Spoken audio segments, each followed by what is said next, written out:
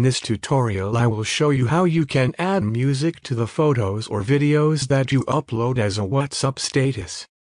If we open WhatsApp, there is no direct option to add music to our statuses.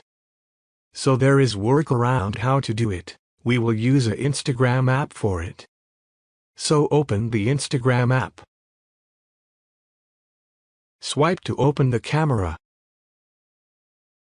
Now you want to upload the photo or the video which you want to add the music to. Let's add the music or the song to this video by tapping on the music icon at top. Now choose the song here and tap Done.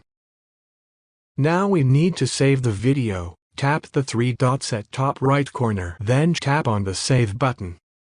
We can then open WhatsApp and add the saved video from Instagram to the WhatsApp status.